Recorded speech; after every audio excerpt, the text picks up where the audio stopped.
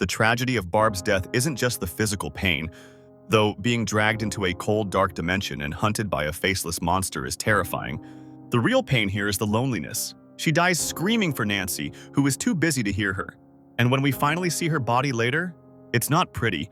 The slugs, the decay, it was our first real sign that no one, not even the innocent best friend, is safe in this show. Justice for Barb, always. From the lonely death, we move to the hero death. Bob Newby, superhero. Bob was the stepdad we all wished we had.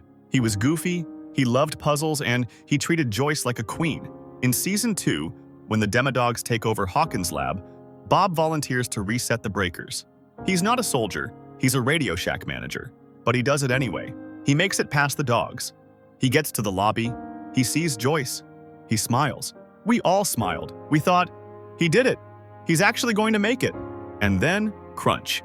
A Demodog tackles him right in front of Joyce. And this wasn't quick. The show forces us to watch as the pack descends on him.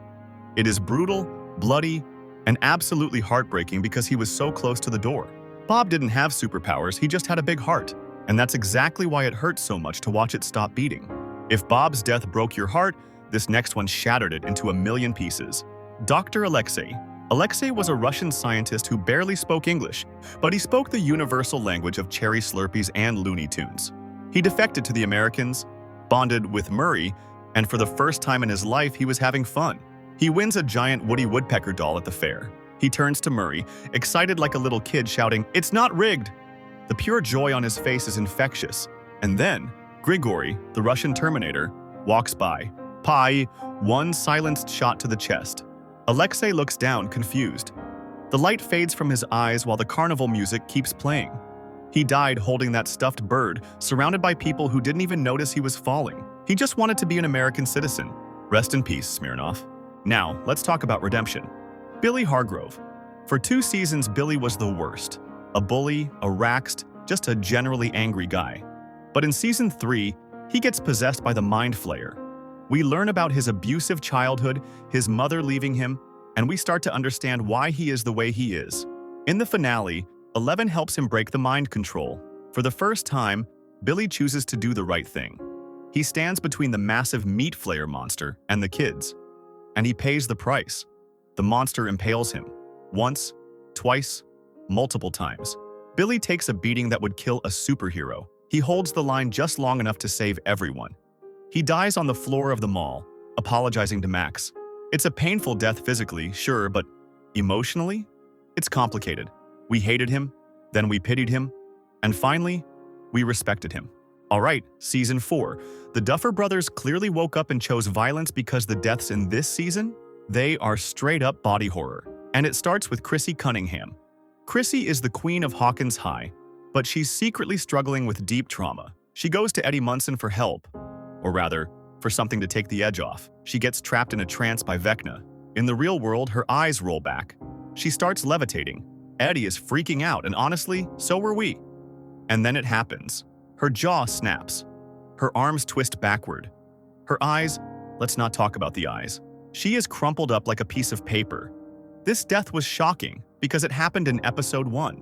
It told us immediately, nobody is safe, and this is going to be the grossest season. Okay, take a deep breath. I know you're still not over this one. Eddie Munson. Eddie the Freak. Munson. He spent the whole season running away. He ran when Chrissy died. He hid from the town that accused him of murder. But in the finale, he decides to stop running. He shreds Master of Puppets to distract the Demobats. It works, but instead of climbing back through the portal to safety, he realizes the bats will follow him and kill Dustin. So he cuts the rope. He gets on his bike. He draws them away. I didn't run this time, right? The bats swarm him. They bite and tear at him from every angle. It's a slow, agonizing death. But the worst part is Dustin finding him. Eddie dies in Dustin's arms, smiling, proud of himself for finally being a hero. The town still thinks he's a villain, but we know the truth. And that injustice burns just as much as the physical pain. Finally, we have to talk about the death that technically didn't stick, but it was so painful it deserves the top spot. Max Mayfield.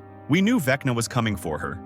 She had the running up that hill escape earlier, which was triumphant, but in the finale, the music doesn't save her. 11 is trying to fight Vecna in the psychic void, but she's too late. Max levitates. Her arm snaps, her leg snaps, her eyes begin to bleed. She falls to the ground, blinded and broken. She tells Lucas, "I'm not ready to die." That line? It's devastating. Her heart actually stops for over a minute. She does die. 11 manages to restart her heart, but the damage is done. Max is left in a coma, blind, with her bones shattered.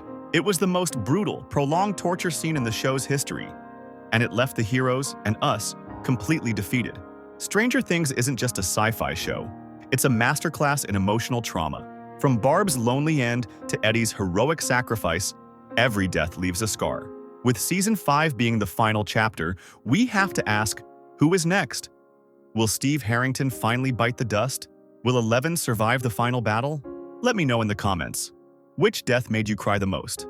Was it Bob, Eddie, or are you still mourning Alexi's slushy?